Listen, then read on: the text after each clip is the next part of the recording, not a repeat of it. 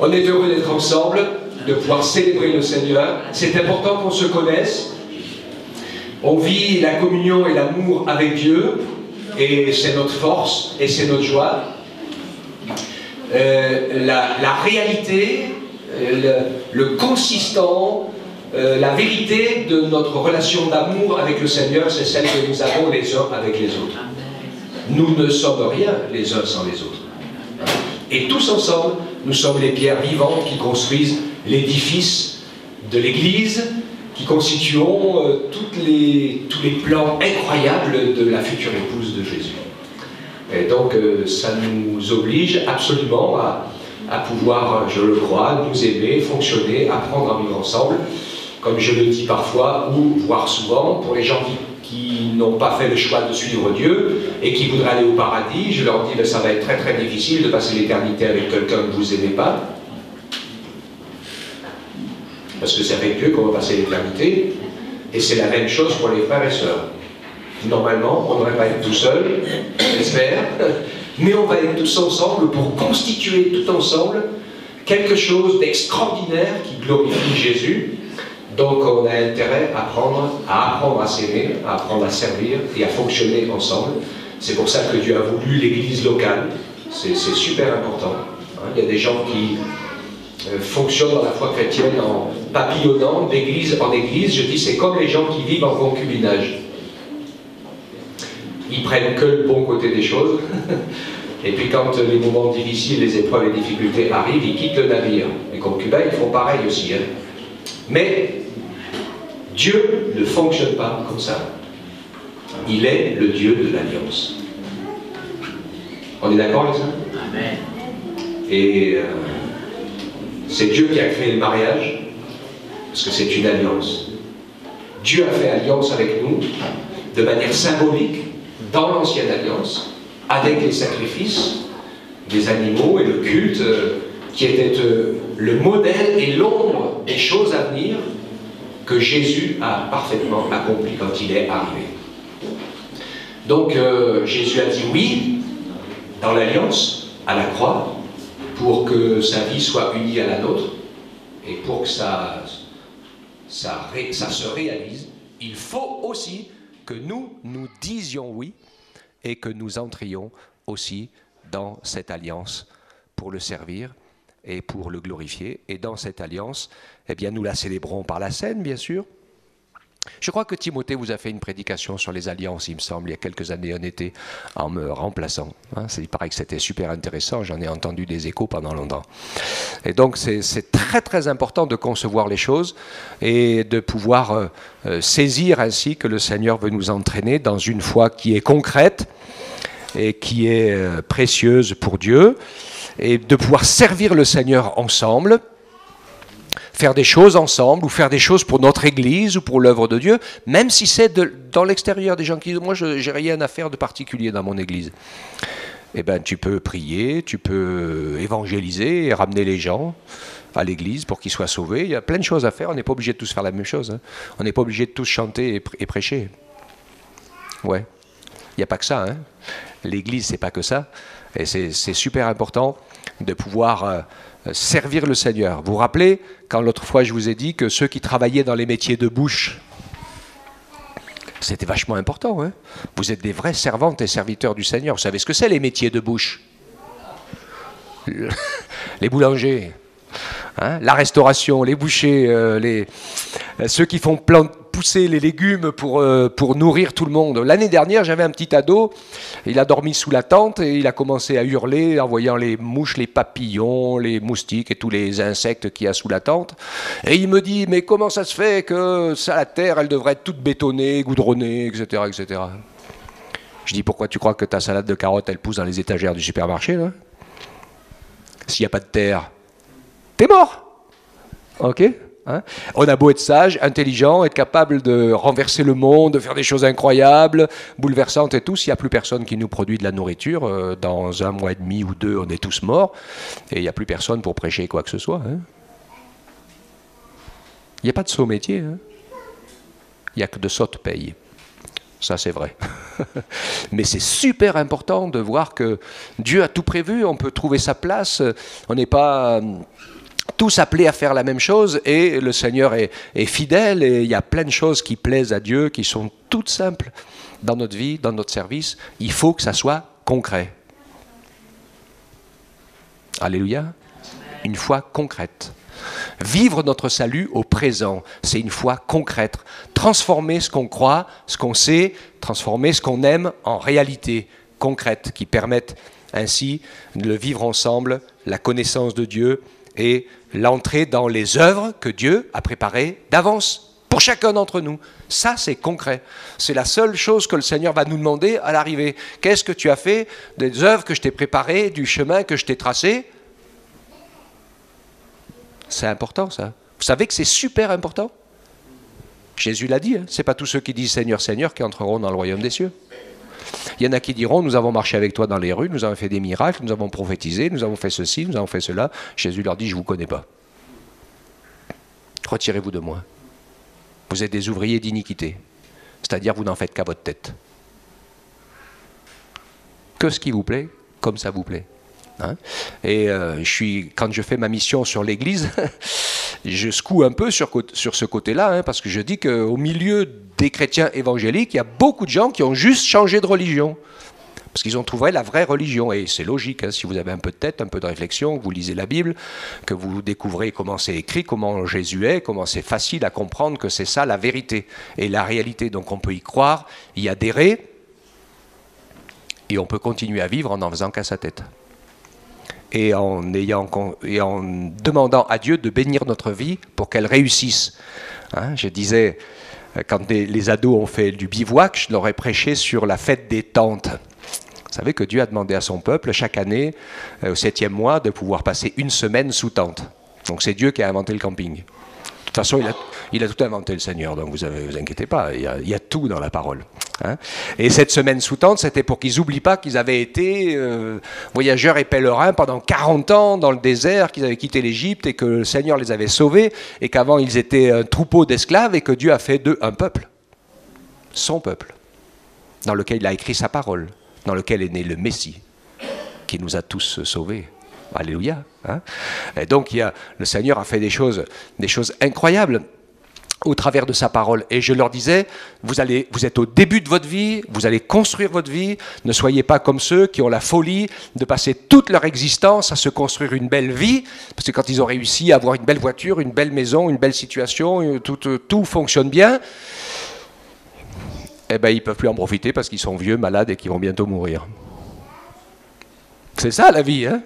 Si c'est dans cette vie comme ça que nous espérons, alors je comprends que les gens soient remplis de désespoir. Nous avons un autre espoir. Nous vivons pour autre chose. Dieu a un plan pour ta vie. Que tu aies une maison ou que tu n'en aies pas, ça n'a pas d'importance. Ce qui est important, c'est que tu sois dans le plan de Dieu pour ta vie. C'est ce que le Seigneur attend de toi. Que tu sois trouvé fidèle en train d'accomplir les choses que le Seigneur a mis devant toi pour le servir, pour bénir les autres, pour partager la vie de Dieu avec les autres, pour que son œuvre se fasse au travers de toi. Nous sommes là pour cela. Je leur ai prêché, et je crois que je vous l'ai dit déjà aussi, mais comme il y a pas mal de visiteurs, j'en profite aussi, nous pouvons être des chrétiens bouteilles ou des chrétiens entonnoirs. Vous vous en rappelez, hein? Je vous l'ai dit déjà, hein, les Creusois. Oui? Vous savez ce que c'est un chrétien bouteille? C'est qu'il est sous le robinet de la bénédiction, et puis ça coule, puis la bouteille est pleine. Il y a longtemps que la bouteille est pleine. Hein. Donc ça coule et ça déborde et ça remplit plus. Et ça peut même tourner à tout un tas de choses qui servent à rien. Mais le Seigneur ne nous a pas appelés à être des chrétiens bouteilles, il nous a appelés à être des chrétiens entonnoirs. On capte la bénédiction, la vie de Dieu qui nous a sauvés, qui nous a rachetés, et Dieu nous a appelés à le servir. À tout donner, distribuer, parce que c'est quand nous bénissons, que nous servons, que nous distribuons, ce que nous avons reçu, que vous allez sentir, je vous le dis, parce que c'est une vérité, vous allez sentir l'Esprit de Dieu vivre en vous. Prendre les choses et les distribuer. Vous allez sentir son mouvement, son passage, son action, sa volonté, sa pensée. Vous allez vivre en communion avec le Saint-Esprit, parce que le Saint-Esprit, il s'est complètement oublié, il donne. Et si nous vivons pour donner, et que nous donnons ce que le Seigneur nous appelle à donner, à vivre, à partager, à faire pour lui, eh bien nous serons toujours remplis de son esprit. Alléluia. Hein? Sinon, on sera plein. Tout ce qu'on a à l'intérieur de la bouteille, ça ne sert à rien. Et puis on est mécontent, on murmure, on râle, ça ne va jamais. Et on voit que ce qui ne va pas autour de nous. N'oubliez jamais une chose. Quand on va se retrouver devant le Seigneur, au jour du tribunal de Christ, je vous le dis de la part du Seigneur, hein, vous ne pouvez pas lui dire « Ah, j'avais un pasteur qui était pénible, j'avais une église, c'était pas facile. » Ça ne va pas marcher. Le Seigneur va te dire « Je t'ai donné des talents, j'ai mis des œuvres préparées d'avance devant toi. Qu'est-ce que tu as fait ?» Le reste, c'est secondaire. Ok ? On peut servir le Seigneur dans toutes les circonstances, qu'elles soient bonnes ou moins bonnes. Ce qui est important, c'est, comme je le dis toujours, que tu sois à ta place, en train de bénir et de servir. Et ça, c'est vraiment essentiel. Alors, je vais vous en donner une explication. J'ai pris pour sujet ce matin, comme j'ai déjà beaucoup parlé, on va faire revenir à votre mémoire, on ne va pas prendre le temps de lire, mais c'est Acte 27. Tout Acte 27, le moment où Paul, prisonnier à Jérusalem, puis à Césarée, à Philippe, etc., se retrouve sur le navire qui va l'emmener à Rome. Tout le monde se rappelle à peu près de cette histoire, vaguement ? Alors, pendant qu'il est prisonnier sur ce navire qui l'amène à Rome, c'est l'automne, la mauvaise saison arrive, il y a les tempêtes en Méditerranée qui arrivent, ça devient très très compliqué. Et à un moment donné, ils sont sur une île, alors c'est qu'un 2 étoiles et demi pour passer l'hiver sur cette île. Ils se disent, si on pouvait aller sur l'île d'à côté, là-bas c'est un 4 étoiles.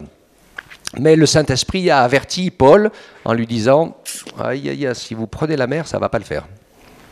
Alors Paul a averti tout le monde, ils étaient 276 personnes sur ce navire. Donc il leur dit, le Seigneur m'a parlé, il m'a dit qu'il faut rester parce que si on prend la mer, ça va très très mal se passer. Mais les responsables, ils ont écouté le pilote qui a dit non, on va y arriver. Et le patron du navire qui a dit non, mais regardez, le soleil se lève, il y a un petit vent sympa qui souffle dans le bon sens, on y va. Donc ils sont tous montés sur le bateau.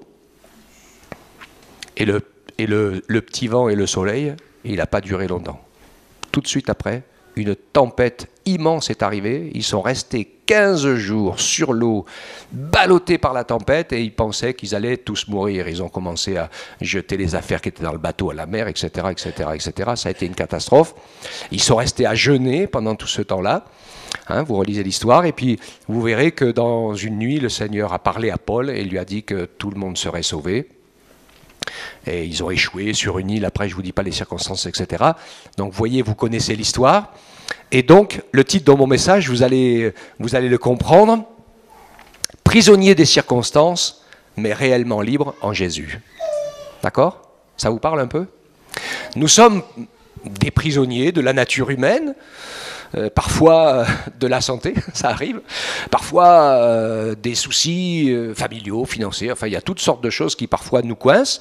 Là, Paul, lui, il était prisonnier pour la foi, pour l'annonce de la parole de Dieu, et il était vraiment un apôtre, disciple, fidèle et prisonnier de Jésus. Il dit, je suis un esclave de Christ. Si je pense que vous connaissez le livre des Actes, vous savez que le Saint-Esprit lui parlait et lui disait de ville en ville, quand il retournait à Jérusalem, qu'il allait être arrêté, etc., etc. Le Saint-Esprit parlait pour l'avertir.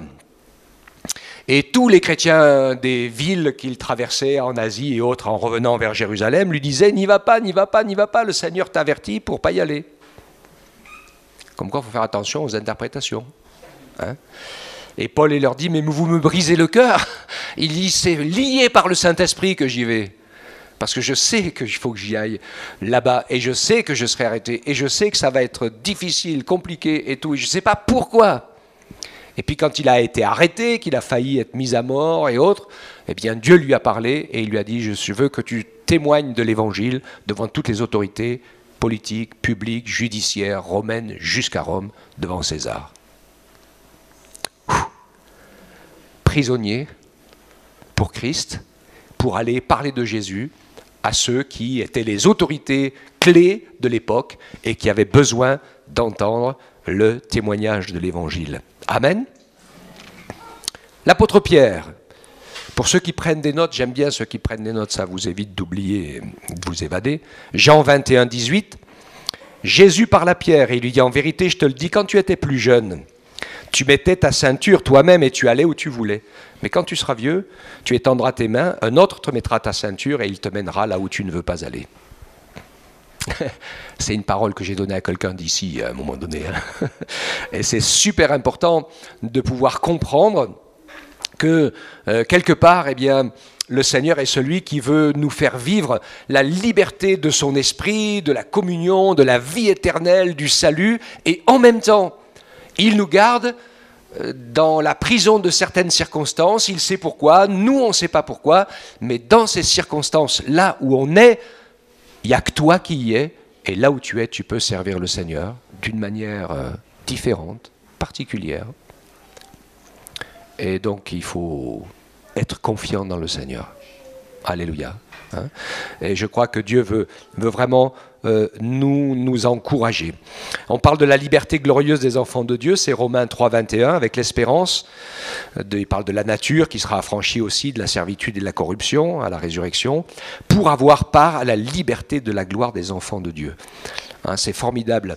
La liberté que Dieu nous donne, quand il nous rend réellement libres, c'est qu'il nous libère de nos péchés et qu'il nous rend la vue. Tant qu'on n'a pas donné sa vie à Jésus, on est des aveugles qui croient voir clair. Comme ceux, je le disais, qui construisent leur vie comme s'ils allaient passer l'éternité sur la terre. Jésus a parlé de ces gens-là. Hein. Il parlait de l'homme riche qui a cassé ses vieux greniers, qui en a construit des tout neufs. Il a dit, oh là là là là, méchants. Ils ont tellement récolté cette année que je vais pouvoir au moins prendre 3 années de vacances. Le Seigneur dit, insensé. C'est ta dernière journée et ta dernière nuit. Ouais. Donc, c'est vraiment important pour nous de construire sur le solide. La liberté de la gloire de Dieu, c'est de sortir du péché. C'est librement de choisir d'aimer le Seigneur et de le suivre et de lui confier sa vie. Et ainsi, eh bien, ce que je vois, moi, dans la liberté, dans l'expérience que j'ai faite, c'est que le Seigneur nous ouvre les yeux, il nous explique, il nous montre comment tout fonctionne dans son amour, dans les lois de son royaume, dans la vie avec lui, dans la vie sans lui, dans ce monde. Quand on étudie un petit peu, j'ai fait une prédication avec les ados pour leur expliquer comment ça va se passer à la fin des temps. Ici, avec un petit groupe, on avait étudié le livre de l'Apocalypse. C'est incroyable de découvrir le plan infiniment varié et sage de Dieu.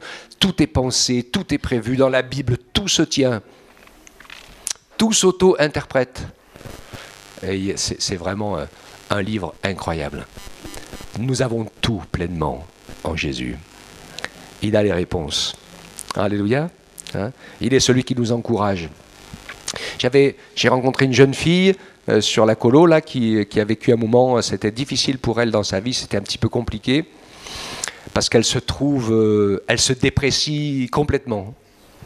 Et elle trouve que ses sœurs sont plus belles qu'elle, plus intelligentes, plus capables, plus... Vous savez, il y a des moments comme ça, le diable, il peut nous attaquer. Là, les ados, des fois, il y a des filles ou des gars, on est un peu en danger. Des fois, on a l'impression qu'on ne sert à rien, qu'on est moins que rien, qu'on est limité.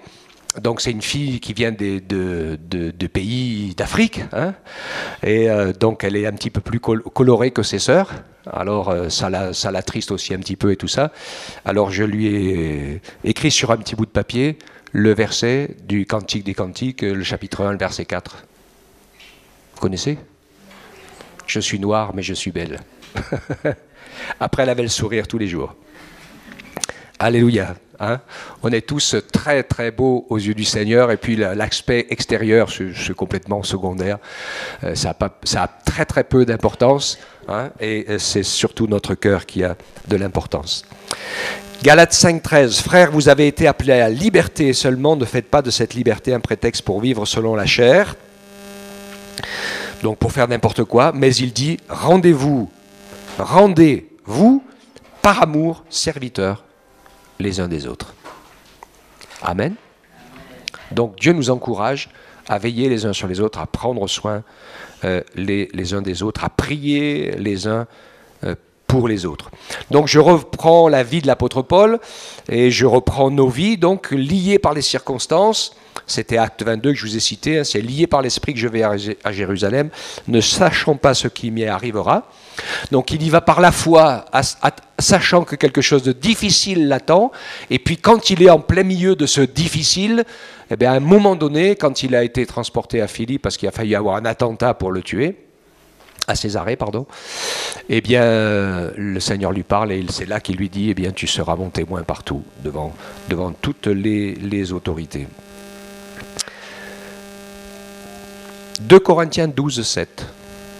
Un passage pas facile, mais qui a une certaine importance. Je ne vous explique pas tout, mais Paul explique ce qui s'est passé puisqu'il avait un souci, semble-t-il, de santé ou un défaut physique. Certains disent qu'il avait de grosses difficultés avec ses yeux. Ce n'est pas impossible, on ne sait pas trop. Mais il a prié par 3 fois que le Seigneur le délivre, le guérisse et autres. Et puis le Seigneur lui a dit non, ma grâce te suffit. Ma grâce te suffit, 4 mots. Mais l'Esprit, dans les 4 mots, il donne toute l'explication. Et dans l'explication, il dit « Et pour que je ne sois pas enflé d'orgueil, à cause de l'excellence des révélations que j'ai eues, eh bien, il m'a été mis une écharpe dans la chair, un ange de Satan pour me souffleter et m'empêcher de m'enorgueillir. » Parce que c'est vrai que l'apôtre Paul, il a fait un sacré boulot. D'accord ? Alors, lié par les circonstances, ça peut être par l'Esprit, qui veut nous emmener quelque part, nous faire faire quelque chose, qui veut nous conduire et qui veut nous utiliser et qui nous a prévu pour cela. Je pense à Josué, par exemple. Josué, il aimait le Seigneur, il aimait servir Moïse. Il était dans un rôle de second et il vivait des belles choses aux côtés de Moïse en permanence et tout ça.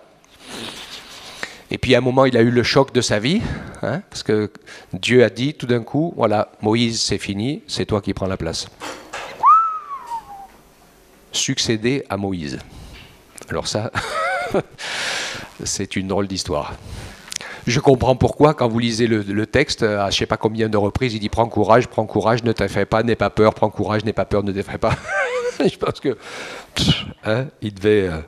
Et lui qui a toujours été content d'être un second, il se retrouve tout d'un coup le premier. Et ça, c'est un changement radical.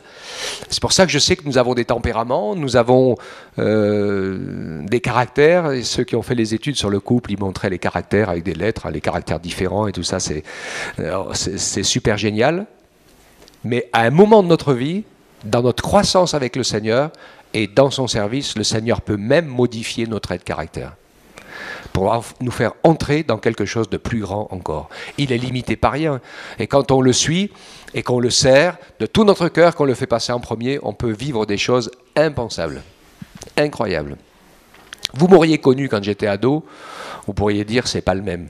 Parce que j'étais tellement timide que quand un adulte me regardait, je me planquais sous la table ou sous le siège de la voiture. Ça a changé depuis. Bon. Alors, lié par l'esprit, lié par les réalités de la vie terrestre. Je vous ai parlé de Paul avec son souci, des moments d'épreuve que nous pouvons traverser les uns les autres, dans lesquels le Seigneur va nous apprendre quelque chose, à marcher par la foi, à compter sur lui, où il va nous faire vivre quelque chose, où il va nous envoyer à la rencontre de quelqu'un. Combien de personnes ? Moi, je l'ai vu presque une fois sur 2, un frère, une sœur qui s'est retrouvé à un moment donné de sa vie à l'hôpital, disant oh, être chrétien et malade c'est un peu compliqué, mais finalement dans la chambre de l'hôpital on a rencontré quelqu'un qui avait besoin qu'on lui parle de Jésus. Et combien de personnes ont amené d'autres au Seigneur comme ça, tout simplement parce qu'ils ont partagé en quelque sorte la même prison, la même chambre d'hôpital, à un moment donné, dans des circonstances particulières, conduits et prisonniers de l'esprit et des circonstances, des réalités terrestres. Et le plus bel exemple que nous avons, c'est Paul et Silas dans la prison. Ils ont été arrêtés, battus, jusqu'au sang. Parce que quand on leur fichait c'était un jugement de justice, à coups de bâton, le dos en sang, ils se retrouvent dans la prison. Oh Seigneur, tu nous as abandonnés. Qu'est-ce qui nous arrive? Telle détresse. C'est ça? C'est pas ça, Ils étaient dans la prison, ils avaient été battus jusqu'au sang, et ils chantaient les louanges et l'adoration du Seigneur. S'ils étaient dans les pleurs, dans les larmes, dans la détresse, il ne se serait rien passé. Mais ils étaient dans la louange et l'adoration et ils chantaient à la gloire du Seigneur. Ils avaient, à ce moment-là, ils avaient saisi quelque chose, c'est que c'était un honneur pour les chrétiens, une gloire de souffrir pour le nom de Jésus. C'est ce que veut dire le mot martyr, témoin. Hein. Nous, on ne sait pas trop ce que veut dire le mot témoin, mais témoin, c'est martyr, c'est souffrir pour Jésus. Et donc, ils étaient heureux et fiers d'avoir souffert pour Jésus. Et de ce moment de louange et d'adoration, le Saint-Esprit a secoué la prison, toutes les portes de tous les prisonniers et toutes les chaînes sont tombées, tout a été ouvert. Et personne ne s'est enfui. Ça, c'est un plus grand miracle encore, hein. Et le geôlier qui était prêt à se donner la mort parce qu'il s'est dit, ça y est, c'est ma fin, tout est ouvert et tout le monde va s'enfuir, eh bien la grâce de Dieu a été là, le geôlier, sa famille, eh bien ils se sont convertis, ils se sont donnés au Seigneur, ils ont pris soin de Paul, ils l'ont soigné, etc., et de Silas, et puis finalement le lendemain, ils ont été relâchés. Alléluia. Donc les circonstances, les réalités de la vie, les manœuvres de l'adversaire. Dans la parole de Dieu, il y a peu de manœuvres de l'adversaire qui atteignent le déroulement ou le plan de Dieu. Le seul endroit où il y a un impact qui peut compliquer un peu les choses, c'est Galates 2, verset 4, où Paul parle de choses qui n'ont pas pu se passer comme elles devaient se faire, et ça c'est à cause des faux frères qui s'étaient secrètement introduits et glissés au milieu de l'Église pour épier la liberté qu'ils avaient en Christ avec l'intention de nous asservir. Et là ils pensaient de toute une petite équipe d'anciens sacrificateurs qui se sont convertis à Jésus et qui voulaient circoncire les païens. Et ils ont fichu une pagaille dans les églises païennes de toute l'Asie, partout où Paul avait travaillé. Ça a été quelque chose de très très très compliqué à régler. Manœuvre de l'adversaire efficace, c'est juste celle qui divise le corps. Les autres, elles ont peu d'incidence. Quand la persécution a commencé contre l'Église, vous vous rappelez, acte 4, relisez acte 4, la persécution contre l'Église et les chrétiens se réunissent, tu pries Seigneur, bénis nos ennemis, fais que la persécution s'arrête. C'est ça qui est écrit? Alors, qu'est-ce qui est écrit? Ah, vous allez être obligé d'y relire. Hein. Vous verrez qu'il est écrit qu'ils se sont réunis et qu'ils ont prié et ils ont dit « Seigneur, fais que nous puissions continuer à annoncer ta parole avec autorité, à faire des miracles, des puissants miracles pour que les gens soient guéris, sauvés et libérés et que rien ne nous arrête. » C'était ça leur prière. Et le Saint-Esprit est descendu, comme au jour de la Pentecôte, à nouveau, les murs ont tremblé, ils ont été tous renouvelés dans le Saint-Esprit, parce qu'ils avaient compris de toute façon qu'en vivant la foi, en vivant avec Jésus et en vivant la parole, eh bien, ils seraient obligatoirement persécutés, secoués, ça serait difficile, que l'adversaire ne reste jamais sans rien faire, quand l'œuvre de Dieu se fait, et je sais que j'en ai parlé, et plusieurs d'entre vous qui venez des pays d'Afrique, vous savez que dans certains et presque la plupart de vos pays, quand il y a des guerres civiles, quand il y a des génocides, des choses graves qui se passent, c'est que la plupart du temps, il commençait à y avoir une œuvre du Saint-Esprit intéressante qui commençait à se faire.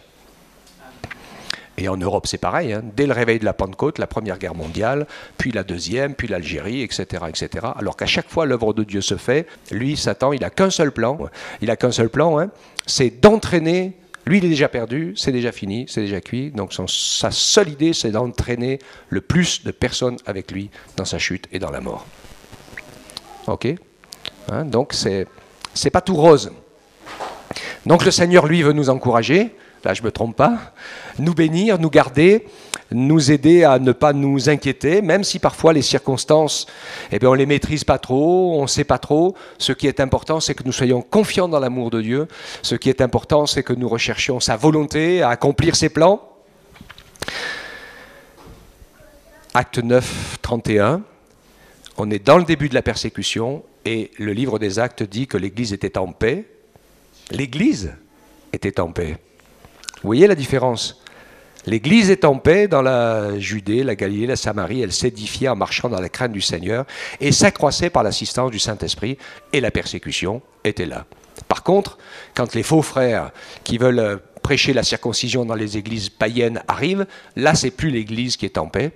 Là, c'est la pagaille. Et quand l'Église est dans la pagaille, dans la guerre ou dans l'incompréhension, alors l'œuvre de Dieu ralentit. Ok? Donc ne nous laissons pas piéger. Et je termine avec Jean 14, 27, cette parole de Jésus qui dit « Je vous laisse ma paix, je vous donne ma paix, je ne la donne pas comme le monde donne, que votre cœur ne se trouble pas et ne s'alarme pas. » Amen. Mes frères, mes sœurs, restez dans la paix de Jésus, dans l'amour de Jésus. Supportez d'être contrariés. Supportez que les choses ne se passent pas comme elles devraient se passer. Supporter qu'on puisse, on puisse aussi, peut-être, et je pense que c'est important, c'est la chose la plus dure que nous vivons, nous les pasteurs aujourd'hui, vous dire quand quelque chose ne va pas, que ça pourrait changer ou progresser dans un domaine, dans un autre. Aujourd'hui, on ne peut pratiquement rien dire sans se faire rembarrer. Et donc, c'est vraiment dommage. Parce que ça aide pas. Maintenant, si le pasteur il fait quelque chose de pas bien, il faut lui dire aussi. Hein. Ça marche dans les deux sens. Hein. C'est de l'amour fraternel comme il faut. Hein. Parce que si on voit que quelqu'un va pas bien, avec amour, on lui dit. Et puis c'est la meilleure des choses, plutôt que d'aller le dire à tout le monde pour essayer que tout le monde soit fâché contre lui. C'est plus efficace. On reprend toujours quelqu'un ou on essaye de partager si quelque chose ne va pas tout seul, dans la discrétion. C'est ce que la Bible dit. Parce qu'évidemment, si on reprend quelqu'un devant tout le monde, ça ne va pas le faire. Hein. Ça se comprend, c'est normal. Hein, c'est logique.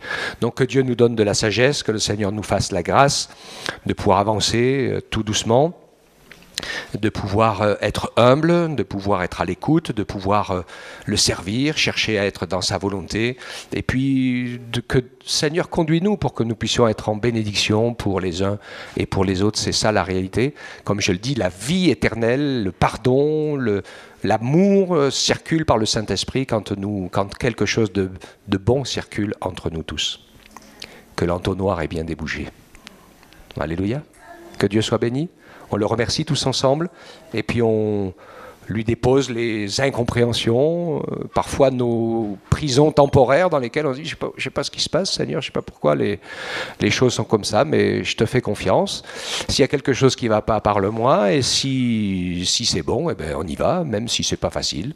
On persévère, on ne lâche pas prise, on va jusqu'au bout. Alléluia, hein? Et ainsi on va faire de grands progrès pour l'œuvre du Seigneur et l'Esprit de Dieu pourra agir avec toujours plus de puissance au travers de nous pour bénir les autres et c'est ce que Dieu veut. Amen. Sois béni, glorifié et célébré, Seigneur. Tu es vivant et tout-puissant.